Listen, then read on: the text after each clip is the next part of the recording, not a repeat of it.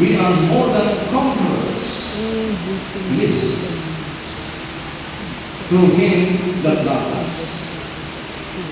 Romans chapter 8, verse 27. Kapakilala ang system mo na mabagal o mabagal na yung electricity. Okay, so everybody read. Yet, in all these things, we are more than conquerors through Him who loved us. O bakit tayo naging mananagumpay? Sapagkat si Jesus ay nagtagumpay na. Amen?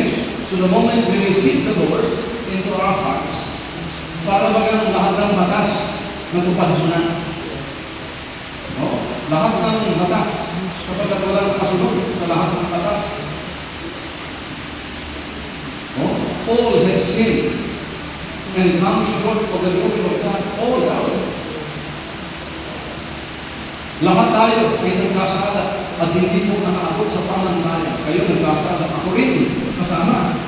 At inuulit po, si Jesus lang ang hindi. O ano ang logic mo? Kaya, yung ating mga nasa langit, ipinadala sa Jesus. Alam niya, hopeless tayo. Kahit mag-trying hard tayo, we cannot make it. My brother, believe me. So, for us to be able to make it, He sent Jesus. That whoever receives Him, basta po natin, ay para lang nasunod na rin natin lahat ang lahat ng batas. That's a very good thing to say. Para lang nasunod na rin natin ang lahat ng batas. And so, lahat tayo papasok sa langit. Amen? You are justified. Justified.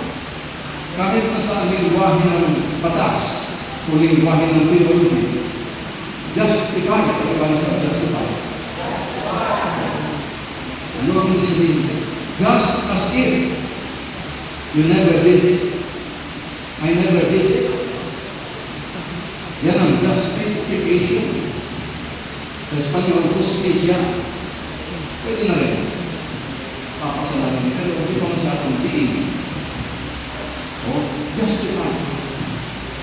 Ibig sabihin, pag pininggan ka ng diablo, hindi na nakikita yung kasalanan mo. Burado na. O yan, mga kapatid.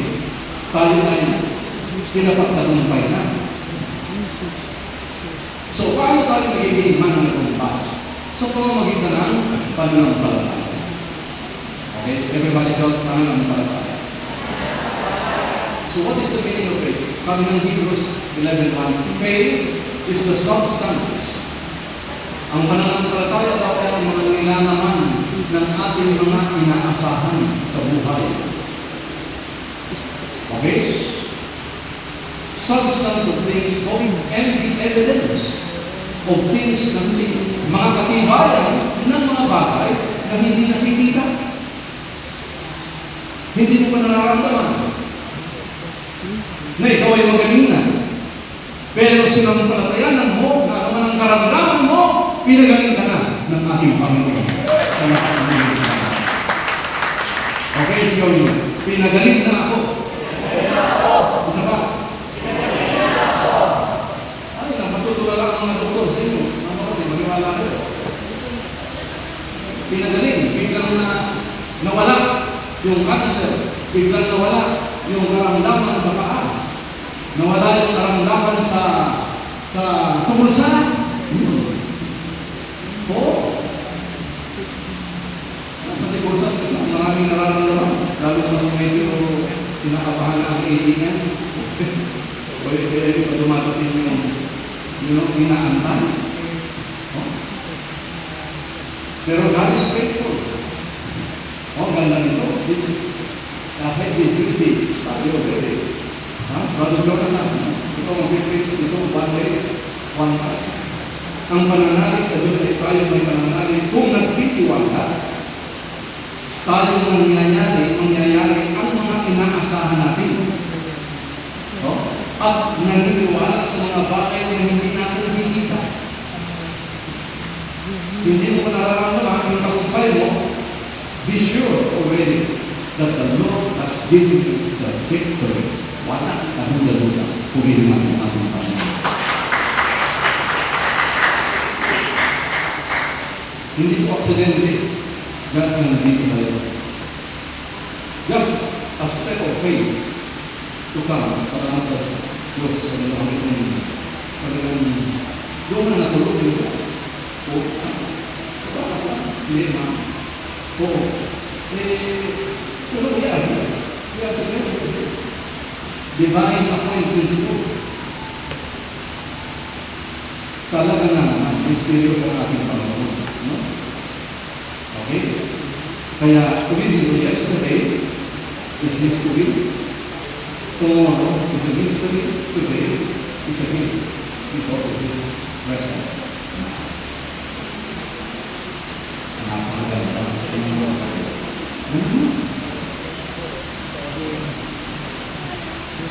Napakabuti ng ating Diyos. Sigaw natin, napakabuti ng ating Diyos. Napakabuti ng ating Diyos. Ano yung sinisigaw mo namin? Masarap ang buhay. Sigaw mo, masarap ang buhay. Yung sasabihin ng Diyos mo sa iyo. O ano na sasabihin mo, masarap ang buhay. Tama ba? So, hindi kayo mo, masarap ulit na, masarap ang buhay. Mukhang inosente, pero wag ka. As you repeat that, mapipili ang mga demonyo sa impyerno habang dinideclare mo na masarap ang buhay, pinapagtagumpay ka na, kasi kung ano ang sabihin ng dila mo, yun ang mangyayari. So, the power of the tongue, but more subtle, is the power of the mind. Kasi ang ito sa iyo, dito po na ang labanan.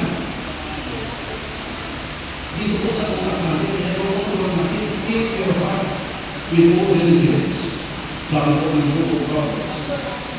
Forgetfully, Book of Proverbs. Okay? Forgetfully, hindi forgetfully. Forgetfully. Let it remain. Remain. Everybody, keep your heart. For our spirit is ano ang salitang keep? Isang bilang karamihan meaning ang tayo mo. Kung ito ay nasa gera, ang tinama ka. Hindi ka ang anak. So, when you say keep, bantayan mo ng mabuti ang iyong mga puso. Sapagkat yan ang siyang bukal ng iyong buhay na ginagawa. I cannot guard my heart. I cannot guard the heart of Sister Louie and she guard for me. No, you have to guard your own life. No? So, grabe ang mga buhay, mga kasi, guard your heart, keep your heart with all diligence. For out of it are the issues of life. That's right. Ang isip lang yung ingat ang mabuti. Okay, Tagalog dito, maras, ang isip lang mo yung ingatan ang mabuti. Pagkat yan ang siyang buhay ng buhay mo pinagpapalagay. Kaya tayo po yun, magkakaroon ng mabuti, pinututuhan natin ang salita ng Diyos na nagbibigay ng kalayaan, nagbibigay ng kalinhawahan, nagbibigay ng tagumpay, nagbibigay ng lahat ng aming kahilingan, panalangin sa ating mga kapatid. So come to me, all ye that labor. Yan ang sabi ni Lord, kanina pa, pinapamigay natin. And then I will give you rest. For my yoke is easy and my burden is light. So mari tayo magpapasalamat. Sabi ni Paul, rejoice in the Lord always. Siya natin, rejoice in the Lord always. And again, I say, rejoice. Pinulit ka, nagkakulong na 4 beses.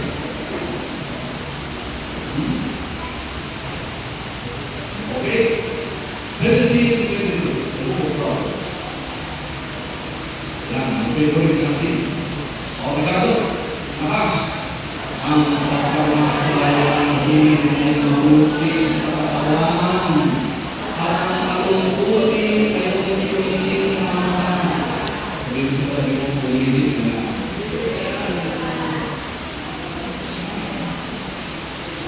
Okay, pati naman. Ang mga malungkutin daw, mga natatakot, mga nagmagalit-galit, aburito, lagi ay nagpabilis daw kumantong sa buhay. Oh, so therefore, life is in your choice.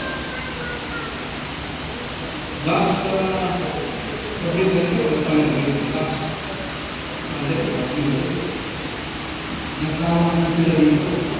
Dahil naruputin nila, nagkaroon